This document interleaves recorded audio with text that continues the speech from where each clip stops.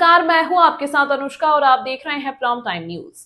प्रधान पद के उम्मीदवार ग्राम पंचायत अटा हरेना से चुनाव पर हुई चर्चा। हम लोग पहुंचे आज मैनपुरी जिले के घिरोर ब्लॉक में। पंचायत का नाम है अटा हरेना। हमारे साथ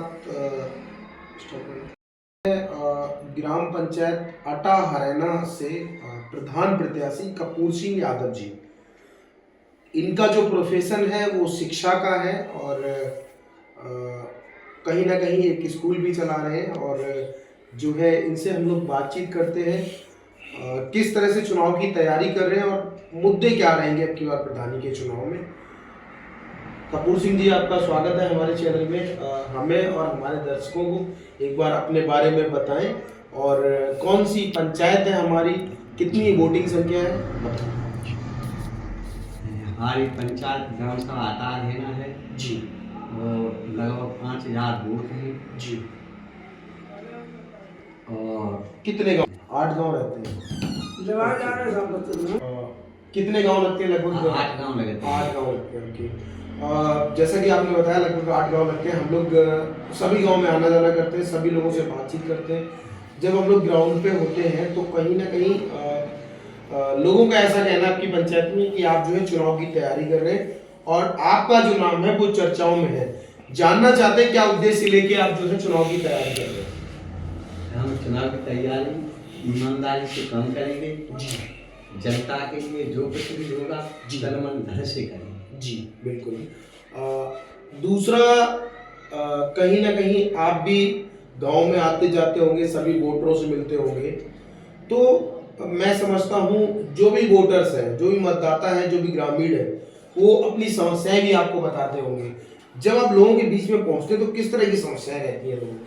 समस्याएं उनकी जैसे कानूनी है जी, और उनकी रास्ता वाली समस्याएं जैसे आरसीसी वगैरह ये सब अधूरी पड़ी हुई है जी, और जो भी विकास के काम है जी उसी के बारे में बातचीत होती है। बिल्कुल। अगर आपको सहयोग मिलता है सभी मतदाताओं का तो इन समस्याओं का जो समाधान है वो किस तरह से करेंगे आप? हम अपने बड़े ईमानदारी से जी, जो भी जनता के प्रति होगा जी हम सर्वस्व कर दें। बिल्कुल।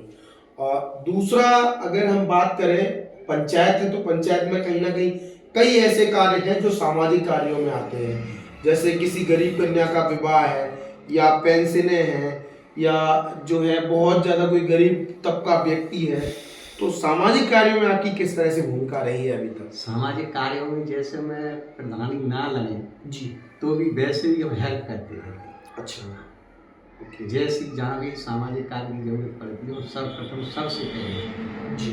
तो मतलब सामाजिक कार्य में प्रॉपर तरीके से आप अपनी भूमिका अदा करके चलते हैं। Yes. अगर आपने देखा होगा चुनाव जो है 5 साल में एक बार आता है और कई प्रत्याशी निकल के आते हैं, कई तरह के प्रलोभन भी देते हैं। आप एक शिक्षक हैं, आप बच्चों को शिक्षा से मतदाताओं को किस तरह का प्रत्याशी चुनना चाहिए, किस तरह के प्रत्याशी को प्रधान मानना चाहिए, उसके बारे में और ये तो जनता पर निर्भर है। आपके हिसाब से कैसा होना चाहिए प्रधान? हम तो ये चाहते हैं हम न हो कोई भी हो जी, जनता की सभी समस्याएं सुने जी, विकास करे जी, और कोई परेशानी है तो हमेशा उनके साथ रहे जी ऐसा हो। बिल्कुल।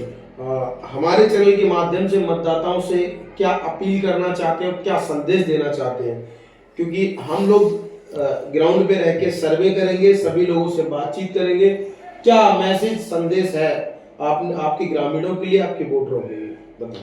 हमारा ग्रामीणों के प्रति ऐसा है अपील क्या है? जी, कि हम जुड़े भी हैं, हम तो स्कूल से जुड़े हैं, 25 वर्ष हो गई तो सभी से मिलते जुलते वैसे भी मिलते जुलते रहते हैं जी।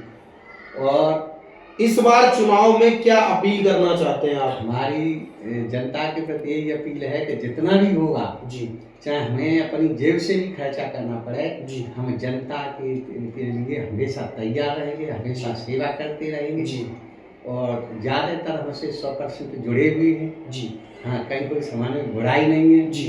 जैसा कि दर्शकों आपने देखा अभी हमारी प्रधान जी से बातचीत हो रही थी, प्रधान प्रत्याशी से बातचीत हो रही थी, तो कहीं ना कहीं ये शिक्षक हैं और मैं समझता हूँ आप लोग हमसे बेहतर समझते हैं। आप प्रत्याशी को समझिए, देखिए और अगर आपको लगता है कि हाँ मां साहब बेहतर हैं तो इनका सपोर्ट करें, सहयोग करें। धन्यवाद। तमाम महत्वपूर्ण खबरों के लिए देखते रहिए प्राइम टाइम न्यूज।